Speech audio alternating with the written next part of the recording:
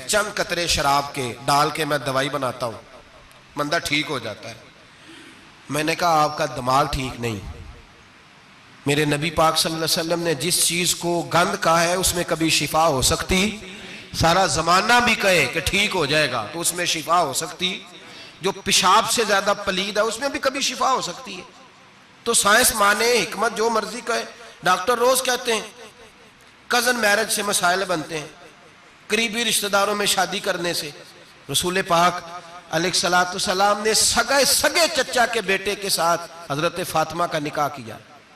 अगर मसाइल बन सकते होते तो रसूल पाक कभी ये काम कर सकते, सवाल ही पैदा नहीं होता। रोज डॉक्टर कहता है आप पता करने जाएं, बीमारी कहां से लग गई, आपके खानदान में तो किसी को नहीं थी, फलाने को तो नहीं थी, ससुराल में मेके में। भाई अल्लाह के रसूल ने फरमाया बीमारी मुतादी नहीं होती, एक को दूसरे से लग सकती।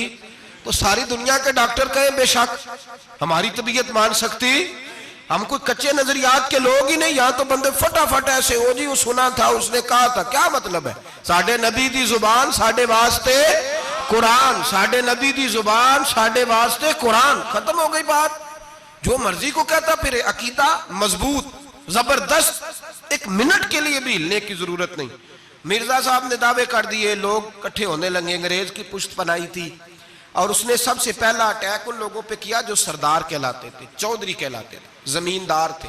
गौर करें जो बात समझा रहा हूं। उसका सबसे पहला अन्नासु वाला दीन मलूक ही, लोग अपने सरदारों के मजहब पे होते हैं। मिर्जे का सबसे पहला अटैक, कादियानियों का सबसे पहला जो हरबा था वो चौधरी लोग थे, बड़े लोग। इसलिए कि उसे पता था कि इन लोगों पे कब्जा जमाया जाएगा तो बाकी जो अवाम है उसको करीब करना आसान हो। बड़े बड़े जिम्मेदारों पे, जगीरदारों पे, मालदारों पे, रईस लोगों पे उसने फंदे डाले, काबू किए और एक जमीयत तैयार कर ली। फिर जब लोग इकट्ठे हो गए और उसने दावा कर दिया कि मैं नबी हूं, उलमा ने उसको कई दफा बुलाया। हजरत पीर मेरे अली शाह साहब रहमतुल्लाह अलैह, पीर साहब ने फरमाया किसी मैदान में सामना तो कर, गुफ्तगू तो कर, पर वो सामने आने को तैयार। अमीर मिल्लत पीर जमात अली शाह साहब मुहद्दिस अली पूरी रहमतुल्लाह अलैह फरमाया सामने तो आ, ना कहीं सामने तो आ तो सही। हजरत हुज्जतुल इस्लाम मौलाना हामिद रजा खान साहब रहमतुल्लाह ताला अलैह आला हज़रत के साहिबजादे फरमाने लगे तो ऐसा बेईमान है, सामने क्यों नहीं आता, बाहर तो निकलना, आ तो सही। हम तो उस रसूल के मानने वाले हैं जो हर मैदान में सामने आ जाते थे, हर मैदान में, हर मैदान में। लेकिन ना नबी दुनिया में तबलीग करने आते हैं, कुश्ती करने नहीं आते। मौलाना हामिद रजा साहब ने वजीर खां मस्जिद में तकरीर की, आला हज़रत के शहजादे तो फरमाने लगे हम तो उस रसूल के मानने वाले जो हर मैदान में सामने रहे। नबी पाक बाहर निकले तो रुकाना पहलवान बकरियां चरा रहा था, खेत में था। कहने लगा मैं नबी तब मानूंगा जब मेरे साथ कुश्ती करेंगे। हजरत बिलाल हबशी रदी अल्लाह तआला अन्हु फरमाते हैं कि हुजूर का मिजाज नरमो नाजुक था, हाथ फूल से ज्यादा नरम होते थे, कस्तूरी से ज्यादा खुशबूदार होते थे, नरमो नाजुक वजूद था, मक्खी नहीं बैठती थी। जब उसने ये बात की तो मेरा दिल किया मैं आगे बढ़ के कहूं तू बेवकूफ है, कभी कुश्तियों के साथ भी तबलीग हुई है, बेवकूफ है तू। कहते हो, कहने लगा जी मेरे साथ तो सैकड़ों लोग आए, कोई मुझे गिरा नहीं सका, अगर आप गिरा दे तो मैं कलमा पढ़ लूंगा। कहते रसूल पाक ने आस्तीनें चढ़ाई, फरमाया चल आजा कुश्ती कर लेते। तो आ सही मैदान में निकल, मेरे रसूल पाक ने आस्तीन चढ़ाई, तामद मुबारक को समेटा, फरमाया चल आजा आजा। हर मैदान में रसूल पाक तशरीफ लाए, नबी पाक सामने हुए, हुजूर ने उसको दाव लगाने का मौका दिया। कभी टांगों की तरफ भागता, कभी पीछे आता, कभी दाएं। जब भाग भाग के हजरत बिलाल कहते वो भाग रहा था, हुजूर मुस्कुरा रहे थे। सुभान अल्लाह, नबी पाक क्या बात है, सरकार हंस रहे थे कि चल चल यार ठीक है भाग दौड़ ले। जब भाग दौड़ लिया तो मेरे नबी पाक ने बाजू से पकड़ा, 2-3 दफा लाया तो जमीन पे गिर गया। हुजूर ने पकड़ के उठाया, फरमाया मैं सिर्फ गिराने नहीं आया, मैं तो उठाने आया हूं। खड़ा किया तो कहने लगा नहीं आपने तो मुझे मौका ही नहीं दिया। तो हुजूर ने फरमाया देर कोई नहीं हुई, तू दोबारा आ जा, कोई अर्ज नहीं, आ जा दोबारा से। दोबारा आया तो मेरे हबीब ने 2 दफा हिलाया तो फिर जा गिरा। कहने लगा नहीं अभी भी मैं संभल नहीं सका था। फरमाया कोई अर्ज नहीं, ये कोई ऐसा मामला है, तू दोबारा आ जा। अब क्या जब आया ना तो हजरत बिलाल कहते हैं वो दस्ते मुबारक जिनको मैं थामता था तो लगता था फूल थाम लिए हैं। उन हाथों से हुजूर ने उठा के फिजा में बुलंद किया और हुजूर ने धड़ाम से जमीन पे गिराया तो कलमा पढ़ता हुआ खड़ा हुआ, कहने लगा, ए महबूबा, जो तेरे हाथ में ताकत है वो तेरी नहीं, वो खुदाई ताकत है, वो खुदाई ताकत है, खुदाई। मेरे रसूल पाक अलैहिस्सलाम हर मैदान में, उलमा ने कहा तो निकल तो सही, पर कभी बाहर निकला, फौत का हुआ तो पता था आपको, फौत कहाँ हुआ था जी? चलो मैनू तो दसन की लोड़ ही नहीं, तो सारा पता है होता। बाथरूम में मरा वो, बाथरूम में, और आज तक लोग बाज नहीं आए। उनकी इबादत गाहे हैं, बड़े चक्कर हैं। अब एक नया बहाना मैं सुनता हूं, नया बहाना, कहते हैं जी पाकिस्तान की असेंबली ने उन्हें काफिर कहा है। असेंबली, वजीर आजम साहब शेखुल हदीस है आपके, असेंबली में जो लोग बैठते हैं शेख, उनका क्या कुफर इस्लाम से, क्या वो किसी को कहेंगे बेचारे। सूरत इखलास तो हमारे वजीर दाखिला और वजीर खारजा नहीं सुना सकते, ये हाल है। बहुत बड़े बड़े बैरिस्टर कहलाने वालों को सूरत इखलास नहीं आती, उन्होंने किसी को काफिर मुसलमान क्या कहना है। असेंबली का मसला नहीं है, उम्मत मुस्लिमा के उलमा, मुहद्दिसीन, मुहक्किकीन का मुतफिका फैसला है कि मरज़ई कल भी काफिर थे, आज भी कयामत तक काफिर, और बदतरीन काफिर है, हल्के फुल्के काफिर भी नहीं, सुपरलेटर डिग्री है, जबरदस्त किस्म के काफिर है, छोटे मोटे भी नहीं, आखिरी दर्जे के बदतरीन मुशरिक हैं। हम लोगों की अपनी मौज है जमहूरी, और नहीं जी नहीं नरमी करनी चाहिए, नहीं जी नहीं नरमी करनी। एक पार्टी वाला दूसरे पे सख्ती कर रहा है, मजहब के मामले में सारे उसने इखलाक के कायल है, सब इखलाक के कायल है। नरमी करो ठीक है, सबको कहो चलो ठीक है, गली बराबर की है, वोट बराबर के ले लो। वहां कहते हैं ना दिए तो लड़ाई भी होगी, नाराजगी भी होगी, झगड़ा भी होगा, ये भी होगा। दुनियादारी के मामले में सख्ती और दीन के मामले में ऐसा ना करो। वो बदतरीन मुशरिकीन है, उन्होंने ऐसे ऐसे जुल्म किए। वो तो कहते हैं जो हमारे पीछे नमाज, मिर्जा तो ये कहता था जो मुझे नहीं ना मानते वो सारे शैतान के पैरोकार हैं, तो सबको शैतान कह रहा है, तू नरमी कर रहा है। और फिर उसकी करामतें बड़ी अजीब थी। फरिश्ता आता था वही लेके, उसका नाम था टीची टीची, अपनी किताब में लिखा है। नाम क्या है? नबी पाक सल्लल्लाहु अलैहि वसल्लम ने फरमाया कि जनाब आयशा के साथ मेरा निकाह अल्लाह ने आसमानों पे किया है। उसने हदीस पढ़ ली तो सवेरे उठ के उसने भी एक फतवा दिया। एक बीबी थी, नाम था मोहम्मदी बेगम, कहने लगा मेरा भी उसके साथ आसमानों पे निकाह हो गया है। फिर सारी जिंदगी मोहम्मदी बेगम की मिन्नतें ही करता रहा। उसने कहा मैंने नहीं करना तेरे बेईमान के साथ निकाह। कैसा आसमानों पे निकाह हुआ था, फिर जमीन पे हो सका। ऐसा बदबख्त आदमी, ऐसा बदबख्त। और उसको जो ख्वाबें आती थी बड़ी निराली थी।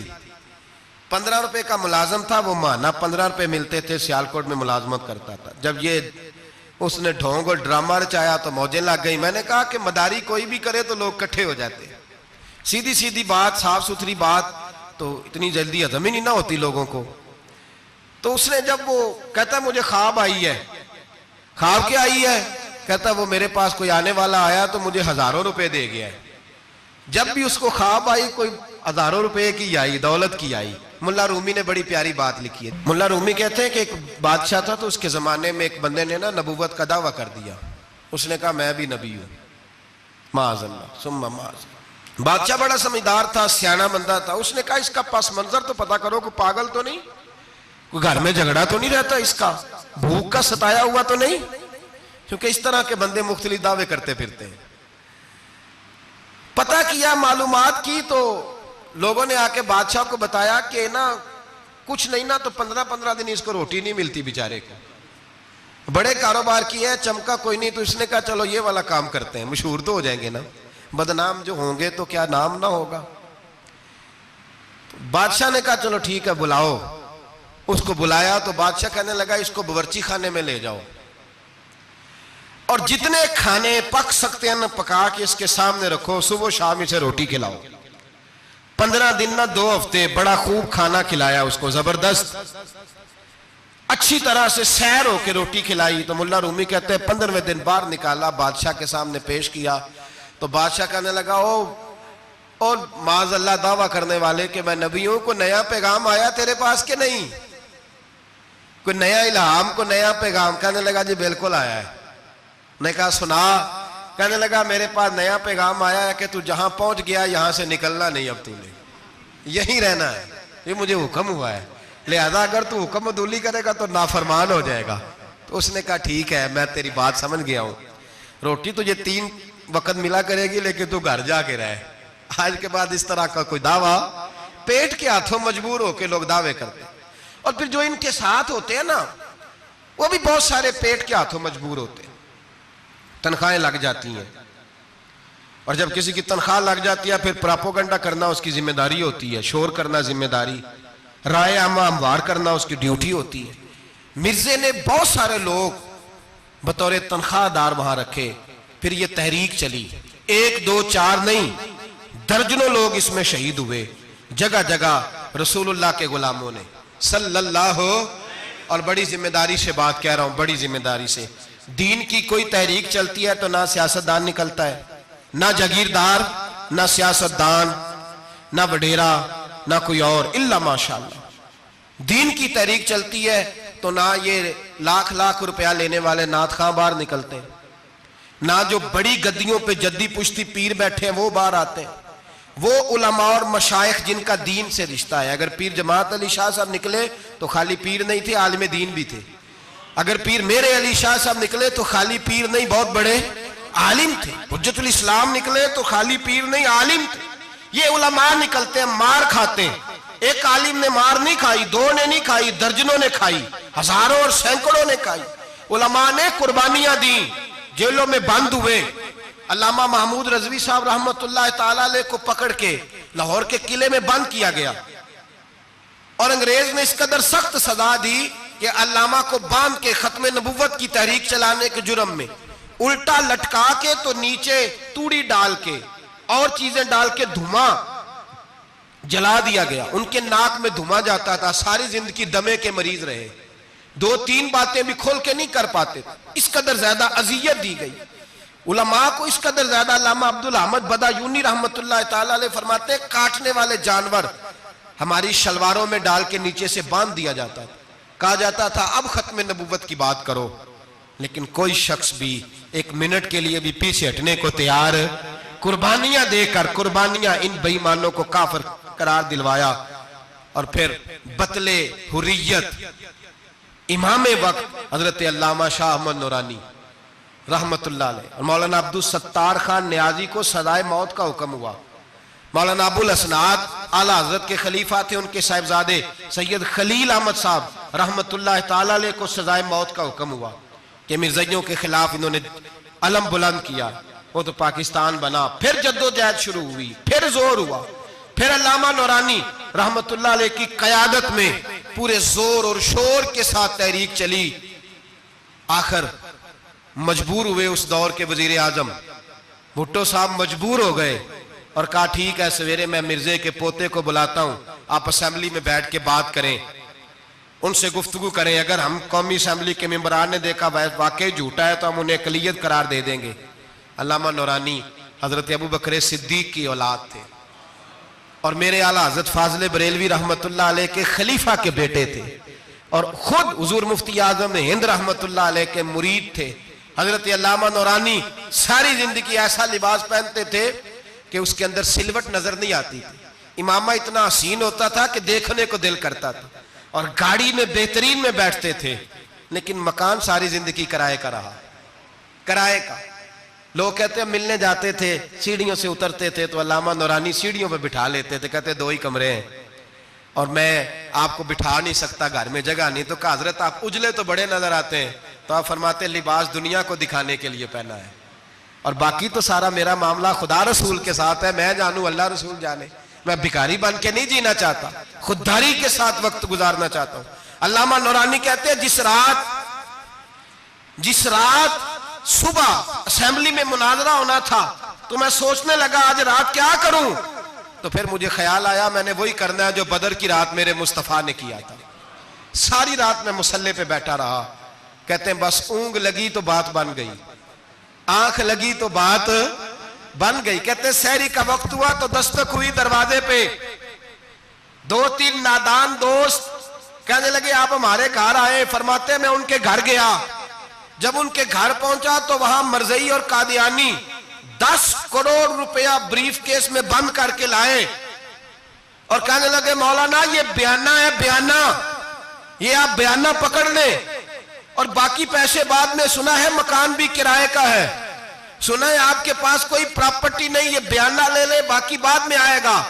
अल्लामा नूरानी कहते हैं मैंने जब पैर की ठोकर लगाई तो ब्रीफकेस खुल गया और उसमें करोड़ों रुपए बिखर गए। मुझे कहने लगे पैसे देख के तो आपको ख्याल आ गया होगा कि बच्चों के लिए भी कुछ सोचना है, पीछे भी पलट के देखना है।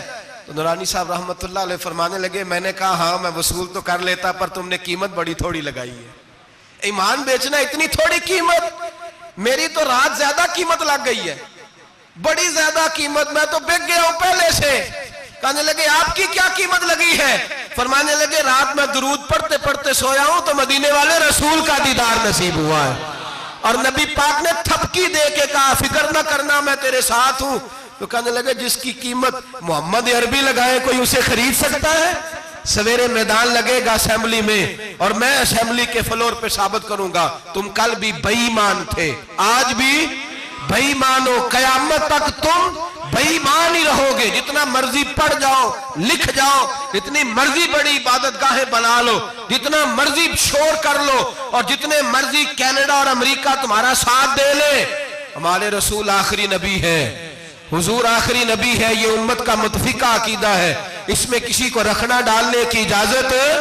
आप फरमाते हैं सवेरे वो आया, बड़े जोर से आया, कभी अंग्रेजी बोलता कभी कोई बोली बोलता, लेकिन अहमद रजा के दरवाजे का एक फकीर एक बात ही करता, वो रजा के नेजे की मार है कि अदुव के सीने में गार है, किसे चारा जोई का वार है कि जो वार वार से पार। कहते एक और मौलवी साहब भी आए मेरे साथ मुनाजरा करने, उनकी अपनी किताब से निकल आया कि नबी पाक के बाद आखिरी कोई और नबी आ जाए तो फर्क नहीं पड़ता। अपनी किताब से, उनके दारुलूम बानी, दारुलूम बनाने वाले की किताब से निकल आया। तो मौलवी वो मिर्जा कहने लगा तुमने भी तो लिखा है। हमने कहा ये भी बेईमान है, आला हजरत कह चुके हैं ये काफिर है, ये भी तुम्हारी तरह का ही है जालिम, लिहाजा इसकी बात का कोई एतबार नहीं है। काफिर करार दे दिया गया, कुफर तो हो गया, अकलियत तो हो गई, लेकिन वो आज तक अपनी हरकतों से बाज। हमारे बच्चों को पता ही नहीं ये कितने गलत है, हमें खबर ही नहीं कि ये कितने बुरे हैं। भाई एक साहब से मेरी एक दफा बात हुई,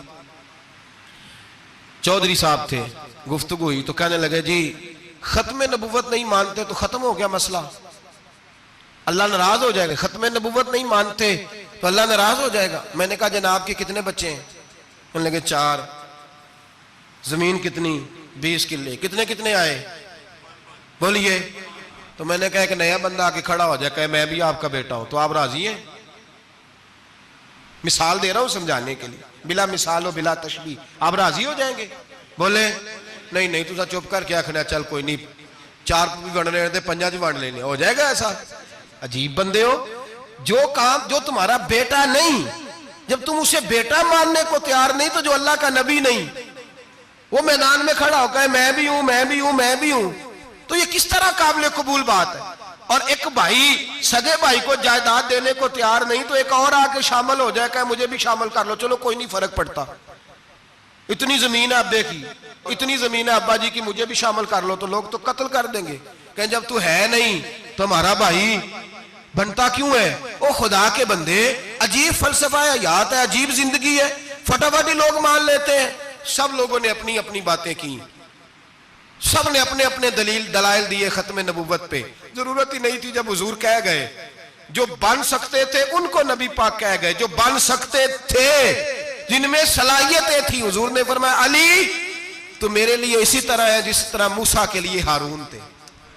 लेकिन मूसा के भाई हारून भी नबी थे, पर मेरे बाद को नबी हो सकता तू हो उसी तरह जिस तरह मूसा के लिए हारून, जिनके अंदर खूबियां पाई जाती थी। फरमाया अबू बकर मेरी सारी उम्मत से अफजल है पर नबी नहीं है। मेरे रसूल पाक ने फरमाया उमर फारूक में वो सारी खूबियां पाई जाती हैं जो एक नबी में हो। लौकाना नबी बाद लकाना उमर इब्ने खत्ताब, अगर कोई मेरे बाद नबी होता तो खत्ताब का बेटा उमर हो।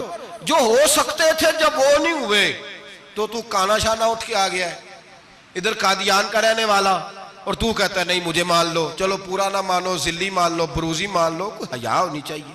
और बड़े बड़े सियाने बंदे, उनको आज तक पता ही नहीं कि ये जलील कितने। इनके अंदर खबासत कितनी पाई जाती है। मेरे रसूल पाक उम्मत के लोगों ने अपने अपने दलाइल दिए, नबी पाक की उम्मत ने अपने अपने। हजरत मियां मोहम्मद बख्श साहब रहमतुल्लाह अलैह खत्म नबुव्वत पे बात करने लगे तो उन्होंने अनोखी बात ही कर दी, अनोखी बात। एक शख्स उनसे कहने लगा चल के देखो तो सही, मिले तो सही। आप फरमाने लगे दफा करो, जिन्ना अंदर इश्क है रचिया ओना नहीं भज जाना, भावे सोने मिलन हजारा असा नहीं यार बटौना। हमने दाएं बाएं देखना जरूरत ही नहीं, हमारे रसूल ने कोई कमी छोड़ी नहीं। बाकी आ रहे हैं यहां खैरात लेने, हजरत मूसा कह रहे हैं अल्लाह अपने आखिरी नबी की उम्मत में शामिल कर ले, तो हमें क्या जरूरत है पता भी करने की। और सुन ले, ये याद रखें बात, इमाम आजम अबू हनीफा रहमतुल्लाह अलैह फरमाते हैं अगर किसी बंदे ने दावा किया कि मैं नबी हूं, दावा किया कि मैं नबी हूं, और सामने वाले ने उसे यही कह दिया ना कि अगर तू नबी है तो मौजज़ा दिखा, तो ये कहने वाला भी काफिर हो गया। इसलिए कि इसने तो दलील मांग लिया, ये तो थोड़ा सा मुत्तफिक हुआ है। तमाशा देखने के लिए भी अगर कहा ना कि अगर तू नबी है तो दलील ला, कोई मौजज़ा, तो ये लफ्ज कहने वाला भी बोलिए दायरा इस्लाम से क्यों मांगी तूने दलील, क्या जरूरत पड़ी थी, क्यों तूने ऐसा कहा। इतना मुतफिक का अकीदा है कि तू मांग, तू ये भी नहीं कह सकता कि चल कुछ करके दिखा, ये भी तेरे लिए जायज है। सूफिया कहते हैं तूने सोच कैसे लिया, तरीकत के अंदर तो गैर की मुदाखलत काबिल कबूल। अल्लाह ने तौहीद का हर जगह ख्याल रखा, रिसालत की वादानियत का हर जगह ख्याल रखा। अल्लाह एक, कुरान एक, इस्लाम, नबी एक, बाप, उस्ताद, कोई किसी किस्म की मुदाखलत की जरूरत, कैसे लोग मुदाखलत कर लेते हैं फटाफट। हजरत पीर सैयद मेहर अली शाह साहब गोलड़वी रहमतुल्लाह, हजरत ख्वाजा शमसुल आरिफीन सियालवी रहमतुल्लाह अलैह के पास पढ़ा करते थे, तदरीस होती थी। ख्वाजा को बिठा के दरसे तसव्वुफ, दरसे कुरान, दरसे हदीस देते थे। यूं बैठे हैं, गुफ्तगू हो रही है, पढ़ाया जा रहा है। एक बड़े नूरानी चेहरे वाले खूबसूरत बुजुर्ग अंदर आए, बड़ी ताजगी, बड़ा प्यार, बड़ी मिठास उनके आने में। जब वो आए तो हज़रत शमसुल आरिफीन उठ के मिले, माथा चूमा, प्यार हुआ, 2-3 मिनट गुफ्तगू हुई, तो गुफ्तगू में बड़ी नूरानियत, बड़ी खूबसूरती, बड़ी रानाई, बड़ी ठंडक मिली दोनों बुजुर्गों की मुलाकात से। चंद लम्हों के बाद, थोड़ी देर गुफ्तगू के बाद वो बुजुर्ग उठे बाहर निकल गए। हजरत शमसुल आरिफीन मुरीदों पे नजर डाली, फरमाने लगे तुम्हें पता है ये कौन था, शागिर्दों जानते हो कौन था? का हुजूर नहीं। फरमाया खिज़र अलैहिस्सलाम थे, मुझसे मिलने आते हैं अक्सर, और अभी गली में होंगे, किसी ने मिलना है तो मिल लो। दौड़ के गए सारे लोग मुलाकात करने, भागे गए। पीर मेहर अली शाह साहब बैठे हैं। आपने फरमाया मेहर अली तुमने नहीं मिलना? कहने लगे हुजूर नहीं। फरमाया क्यों? कहने लगे हुजूर मैं उसे ना मिलूं जिसे खिज़र भी मिलने आता है, उसे ना मिलूं जिसे वो मिलने आता है। मैंने क्या करना है उनसे मिलके? आपसे मिलूंगा जिनसे हजरत खिज़र भी मिलने आती हैं। जिन्हां तनाम विच इश्क है रचिया ओना नहीं भज जाना, भाणे भावे सोने मिलन हजारा, असा नहीं यार बटौना, जरूरत ही नहीं। ऐसे हसीन महबूब के बाद किसी और जगह नजर जमाने की तबीयत जरूरत नहीं, तवज्जो नहीं, ख्याल नहीं।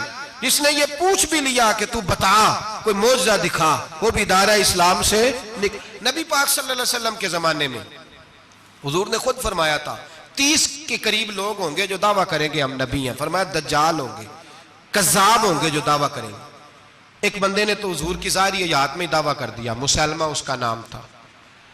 150 साल के करीब उम्र पाई उसने, और बहुत सारे उसके मानने वाले इसीलिए मानने लग गए कि उम्र बड़ी लंबी है। माशाअल्लाह ताला, लोगों का अपना अपना मिजाज है ना, मानने का अपना अपना मिजाज है। एक उससे काना आदमी दुआ कराने आया, एक आंख से काना था, उसने दुआ कराई तो दोनों आंखों से अंधा हो गया, दोनों आंखों से। अल्लाह ने उसे सजा दी तो एक मानने वाला कहने लगा फटाफट मान जाओ, वरना जो इसकी ना माने पूरा अंधा हो जाता है। मानने वालों का अपना अंदाज है ना। एक लंगड़ा आया, एक टांग से लंगड़ा के चलता था, मुसलमान से दुआ कराने आया तो दूसरी भी जाया हो गई। ये उसका हाल था। पर मानने वालों का क्या किया जाए, मानने वाले जिसको मर्जी मानने लगते हैं, नफसियाती तौर पर लोग कमजोर हो जाते हैं।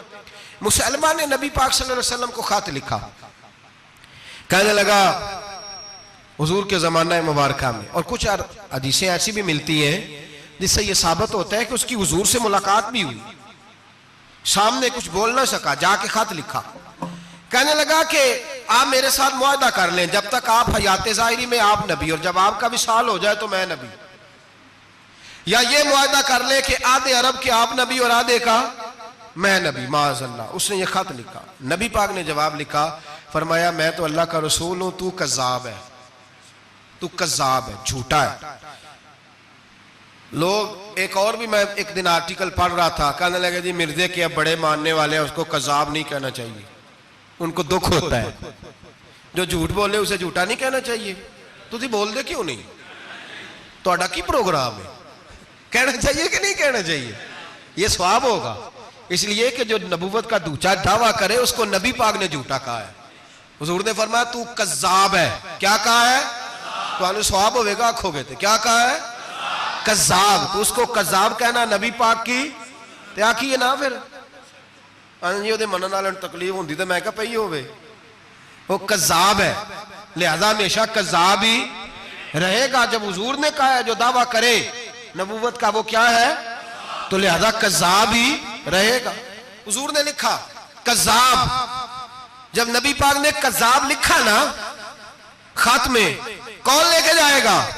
अब उसके दरबार में जाना है, हालात बड़े खतरनाक हैं, उसके गिर्द बंदे भी हैं और उसके घर जाना है, मुश्किल मरहला है। एक सहाबी थे छाबड़ी फरोश, सर के ऊपर रख के ना टोकरा, तो मदीने की गलियों में खजूरें बेचते, 11-12 बच्चों के बाप थे। कौन जाएगा? और जिस्मानी तौर पे भी कमजोर थे, फटाफट उठे, खजूर खा रहे थे, हाथ खड़ा करके कहा हुजूर किसी और की ड्यूटी ना लगाना, मैं जाऊंगा।